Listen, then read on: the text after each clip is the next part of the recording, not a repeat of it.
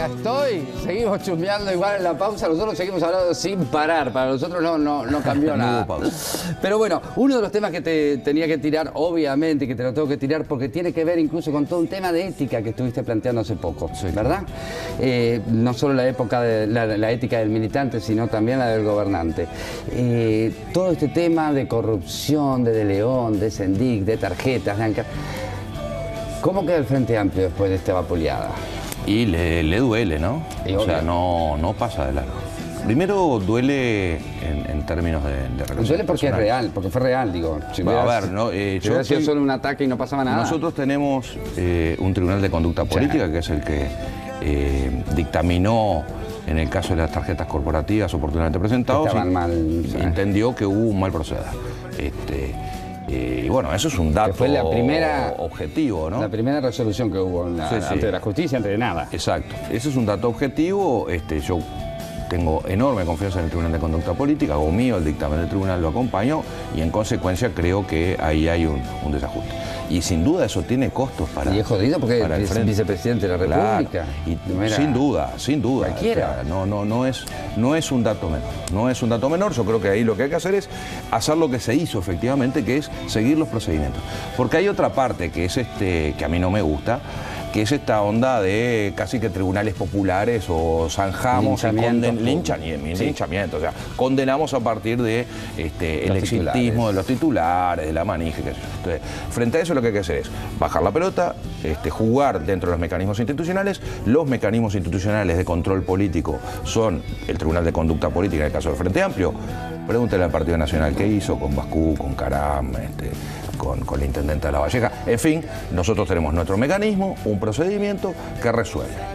Y así se debe hacer. Y luego hay otro procedimiento, que es el procedimiento de la justicia, que no juzga en términos ni éticos ni políticos, sino que juzga en términos de delitos y resuelve. Y rige en los dos casos el principio de inocencia. Toda persona es inocente hasta que hay una sentencia firme de condena. Ahora, y eso es capital, porque eso se corre la línea. No quita que de repente yo, como presidente del Frente Amplio o dirigente, viera como más grave lo ético que lo penal. Sí, por supuesto. ¿Me explico? Sí. Porque además la consecuencia de lo ético es peor que la... Ahí hay una cuestión de fondo, Fito, que a mí me preocupa enormemente, que es la credibilidad en la política. Estamos en un medio de comunicación, ¿no? Estamos hablando estamos conversando entre nosotros, pero dirigiéndonos a un montón de gente que dice, los políticos son todos iguales, son todos corruptos. Ahí hay un lío. Claro. Ahí hay un problema. Ahora, ¿la culpa es de la gente que nos está mirando, que dice son todos unos corruptos, unos guardias? No. Buena parte es responsabilidad de los políticos. Entonces, por eso la ética, la conducción ética en materia política es central. Porque no solo perjudicamos la votación del 2019 o perjudicamos el funcionamiento del sistema. La democracia no funciona si la gente no confía en el sistema político. Y no funciona. Mirá lo que está pasando en Italia, mirá lo que está pasando en Polonia, mirá lo que está pasando en Hungría. Y ahí es un desafío mayor. Entonces, ¿por qué tanto énfasis en la cuestión ética? Por convicción, desde luego, pero además porque lo que está en juego mucho más profundamente es el funcionamiento de la sociedad. No hay alternativa a la política. Si la política se degrada toda la vida en sociedad se degrada. Hay una cosa que siempre el Frente Amplio en sus campañas, antes de llegar al gobierno, y obviamente no vamos a hacer lo que hicieron los otros, no vamos a meter mano al otro, bla, bla, bla. Cuando llegan al gobierno, más allá de las tristes experiencias como la de Mujica cuando fue ministro, que dijo me voy porque no puedo hacer nada, pero ¿se pudo o hubo una intención explícita de terminar con determinados mecanismos instaurados? Porque había mecanismos que venían instaurados. Yo creo que la gran diferencia es esa. De mucho. La gran diferencia con los partidos históricos no es que el Frente Amplista, que sí debería ser, acá hay una actitud ética, una actitud de principio. Yo creo que ser Frente Amplista, ser de izquierda, exige una conducta ética intachable. Es parte de los principios de la izquierda, el ser inquebrantable desde el punto de vista moral. Pero lo que no quiere decir que en nuestras filas no haya personas que se hayan apartado de esos lineamientos éticos fundamentales, hayan cometido errores o directamente hayan actuado dolosamente, o sea, con intención. La diferencia que hay fundamental es que no se monta el sistema del Estado para la corrupción, cosa que sí sucedió y sucede en muchas conducciones políticas de los partidos históricos.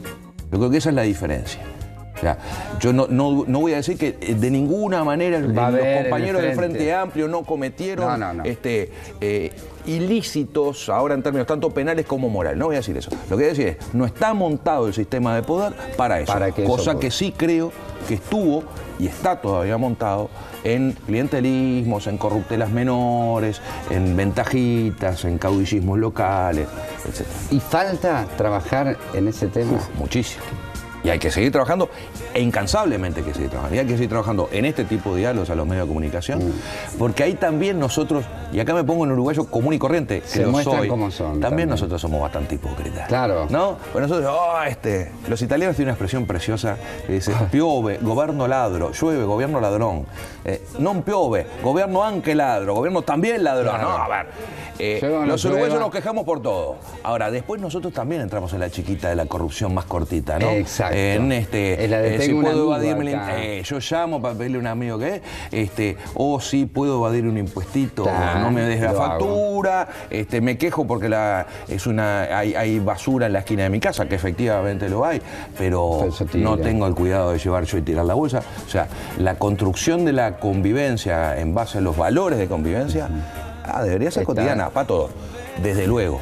Primero, para los que tienen cierto poder en la sociedad, ¿no? Sin duda, primero para los gobernantes, pero de todos, de todas, de cada una de las que estamos en la vida cotidiana. ¿Faltan controles y limitaciones al poder? Sí, siempre faltan. Y es fundamental, es uno de los desafíos centrales siempre en el poder. Yo conozco mucho, de hace mucho tiempo, al fiscal de corte, a Jorge Díaz, ¿no? Al director del Ministerio Público y Fiscal.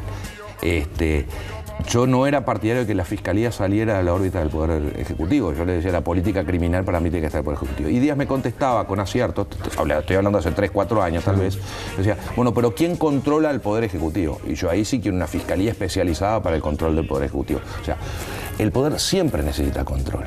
Ninguno de nosotros está libre de las veleidades del poder. Pero incluso nosotros personalmente necesitamos que se nos equilibre. El poder siempre necesita control, hay que mejorar los niveles de control, la atención sobre el control, sin impedir el funcionamiento de los órganos del Estado, porque nosotros nos vamos para el otro lado. Es un poco lo que nos pasa con el TOCAF. El famoso TOCAF es el ordenamiento, las normas financieras. ¿Qué hacemos? ¿Cómo hace un organismo público para comprar, para llamar a la licitación, para vender? Yo fui director de jurídica en la Intendencia de Montevideo en el gobierno de Ricardo Darlich, una experiencia formidable. Integrar el equipo de Darlich fue formidable. En un momento teníamos un lío acá en el zoológico, bueno, se me fue el nombre, en el que está el límite de Montevideo con San José. ¿Viste? ¿Viste que no solo yo me olvido de las cosas? ¿Dónde están días infantiles? Lecoq. Con el Parque Lecoq. Con el Parque Lecoq. ¿Viste cuando se te va el don? ¿Viste? En el Parque Lecoq. Entonces, yo había terminado de estudiar el expediente del Casino Carrasco que estaba licitado. Era gigante. Era una locura. Era, pero además, un negocio importantísimo. 60 millones de dólares. Complicado, discutido. Después viene un expediente al lado, así chiquitito, que tenemos un problema de 2 ciervos saxis que en realidad los queríamos vender, la Intendencia los quería vender, pero no los podíamos vender porque teníamos que llamar a licitación. Y eso era por el bendito TOCAF que decía, nosotros no podemos hacer ventas directas y habían interesado un portalero. Bueno, ¿por qué traigo este cuento? Porque ese tipo de cosas trancan. Por lo gracioso de la anécdota que realmente me desespera, después de discutir el Carrasco, discutir 2 ciervos saxis y la venta de 2 ciervos saxis, cómo funcionan los contralores del Estado. A veces generamos tales niveles de contralor que nos impide funcionar. Claro. Que se nos impide funcionar. Y eso hoy, por ejemplo, nos está pasando en ACE. También. En la Administración de Salud del Estado tenemos un problema serio por eso. Rige el TOCAF y entonces a ACE se le hace muy complicado gestionar cuando tiene que gestionar muy rápido. Cuando necesitas Claro, entonces yo necesito descentralizar ACE, tener más unidades ejecutoras, ser más eficiente en la forma de gestionar. Y ahí, por ejemplo, tenemos un problema. Ahí hay que seguir estudiando reforma del Estado. Antes de ir a la seguridad, que quiero que me interese tu opinión, también estuviste, te podemos tener de primera mano, información sobre Nicaragua. Sí. ¿Cuál es la situación? ¿Qué es lo que está pasando? ¿Cuál es la realidad? Hay Bueno, muertos, hay más de 200 muertos. Y ese es un dato objetivo y condenable. ¿Qué pasó? No puede ser de ninguna manera... En represión. En represión. Es absolutamente condenable esa situación, es una situación de inestabilización enorme, una respuesta represiva del gobierno terrible en una deriva del proceso nicaragüense muy, muy preocupante, pero realmente muy preocupante. Yo creo que ahí lo que hay que hacer es, una vez más, llamar a la tranquilidad, llamar a la paz, llamar al diálogo. Está salado. Creo que el presidente Ortega tiene que sentarse a dialogar con otros actores de la sociedad, buscar una salida de reforma del sistema electoral. Está salado. Realmente es muy, muy, muy preocupante. No habíamos tenido noticias. Con suspicacias, ¿no? Sí, claro. Siempre hay alguno, siempre el diablo anda metiendo la cola, ¿no? Siempre. Cuando ve que se genera alguna inestabilización, ya que estamos, aprovechamos la volada y aumentamos un poquito la inestabilidad de forma de controlar. Y de poder tener intervención. Exacto. Y esas son las tensiones que se nos arman, ¿no? Y esas son las tensiones que se nos arman, sobre todo para aquellos que tenemos una visión de izquierda, que queremos autodeterminación de los pueblos, que los pueblos elijan su forma de gobernar y su forma de desarrollarse.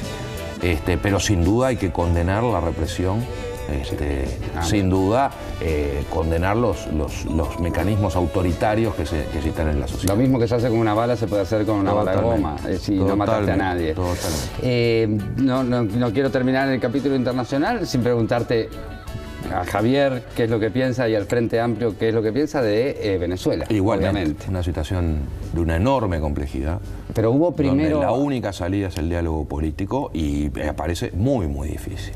Parece difícil. Muy difícil, tanto del lado del gobierno venezolano como del lado de la oposición venezolana, ¿no? Una oposición venezolana que no participa de esas elecciones, que no es seria, que buena parte de ella muy gorila, muy de derecha, pero con un gobierno también que ha sido represivo, que no puede controlar la situación económica, que genera unas situaciones de desigualdad brutales. Y sobre todo con una encarnación del poder, una personalización del poder que es difícil. Que para estas latitudes no es común, por suerte. Eso es difícil de digerir. Por suerte. Una vez más ahí tiene que ser el diálogo político. Yo exhortaría a Venezuela además que no se alejara del sistema interamericano, cosa que ha hecho. Denunciar, yo reconozco que en OEA hay unos enormes problemas, pero es solo el fortalecimiento de la institucionalidad internacional la que puede permitir el funcionamiento de los organismos internacionales y en consecuencia el diálogo regional. Creo que es un error, claro, yo creo que es un error apartarse, tanto en Venezuela como en Nicaragua, pero como en todos lados, recientemente en Colombia, el diálogo político es la única alternativa, siempre es la única alternativa. Sí, por lo menos la única forma de evitar muertos. Totalmente. Así no se muertos, puede, evitar violaciones a los derechos humanos, desbordes de poder, que son problemas centrales. Acaba de triunfar, ya que estamos en el ámbito internacional, acaba de triunfar López Obrador en México. Eso yo creo que es una buena noticia para América Latina. Es un triunfo de un actor histórico de la izquierda mexicana en un país central para toda la región. Esperemos que el triunfo de López Obrador, que saludamos, pero además con afecto. México fue una tierra muy cariñosa para nosotros. Y que agarró a mucha gente, protegió a mucha gente. Una tierra que nos protegió, que recibió el exilio uruguayo en la dictadura, que fue enormemente solidaria.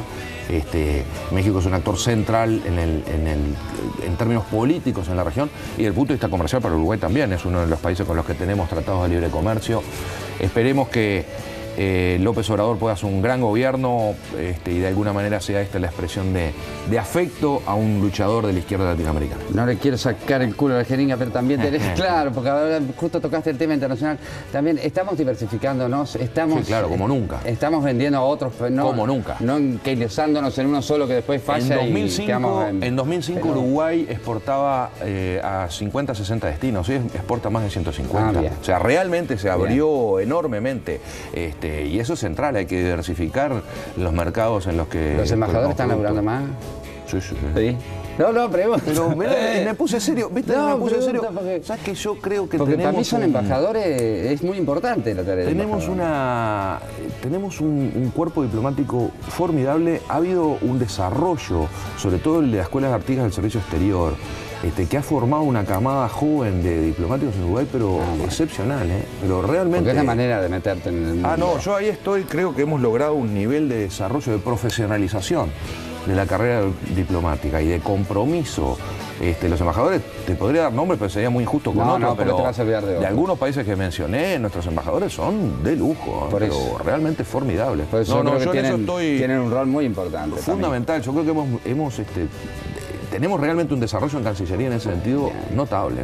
Porque tuvimos época donde este país vendía todo a ponerle Brasil. Bueno, claro, nuestra dependencia, al carajo nuestra dependencia de Brasil y de Argentina era enorme. Claro, y eso fue una de las cosas que hemos quebrado. Bueno, la prueba está, ¿no? En la crisis regional que hubo, donde Brasil no solo no creció económicamente, sino que su Producto Bruto, devaluó. La riqueza que generó, se vino abajo 5 puntos. O sea, no solo no aumentó su riqueza, sino que la disminuyó.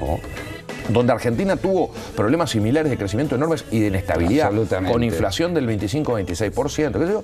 Uruguay, la fuimos llevando, ¿no? Más o menos como no nos pegó como otras veces. No nos pegó. Siempre decían. Seguimos creciendo, 1,5%, 2%, 2,5%, estabilidad, sin inflación. Me dirá los autoconvocados y los autorrevoltosos. Bien, pero eso es parte... Que hay atraso cambiario, sí, pero fuimos controlando el proceso económico, es notorio. Y eso tiene que ver con la diversificación. Con la diversificación, porque si no estás atado estábamos totalmente dependientes de un país. Totalmente dependientes de los resfríos de Brasil y Argentina. Y que le ha pasado de todo.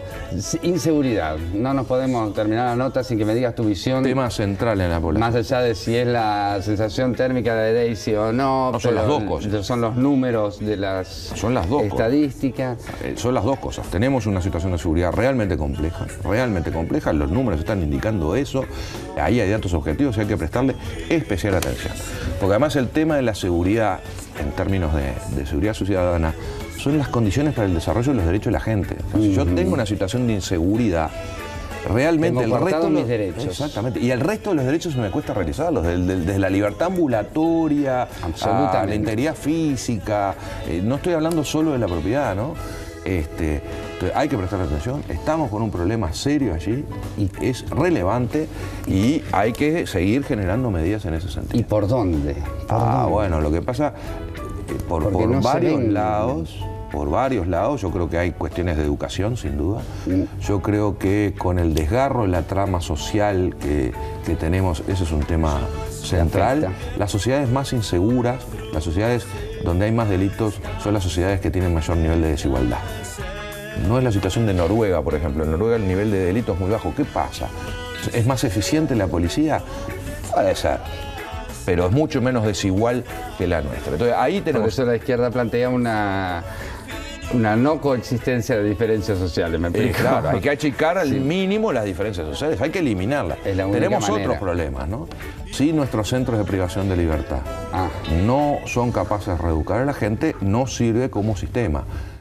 Y entonces, y esto también va para lo que decimos legítimamente, yo creo, a nivel de la población, más represión. Hay que mandar más gente presa, a los piches hay que mandarlos presos. Hay que meterlos presos. Es una expresión muy popular. Sí. Ahora, tengo una mala noticia. En algún momento salen. Sí. Y además, si no tenemos un buen sistema de reinserción social, claro. Porque salen con un resentimiento, con una agresión. También, pero entonces hay que invertir en el sistema de privaciones de libertad. ¿Estamos dispuestos a destinar recursos a mejorar el sistema de privación de libertad? Yo creo que deberíamos estarlo. O sea, acá hay un tema de sistema. Sí. Por supuesto que hay que mejorar la prevención del delito, por supuesto que hay que mejorar la investigación, desde luego, hay que ser más eficientes, ¿sí? Pero también hay que tomar opciones, no es facilongo, no es escondiendo a la gente en jaulas que resolvemos el problema. Y traslado lo mismo al Instituto del Menor. Ni que hablar, por supuesto. El mismo concepto tiene que trasladarse. Por supuesto, absolutamente. Tiene que ser rehabilitante. Absolutamente. Javier, muchas gracias. Fito. Un placer charlar como contigo. Y bueno, nos seguimos encontrando. Nos estamos viendo. Dale. Nosotros nos vamos a una pequeñísima pausa, ya seguimos. Hay más día a día todavía para vos.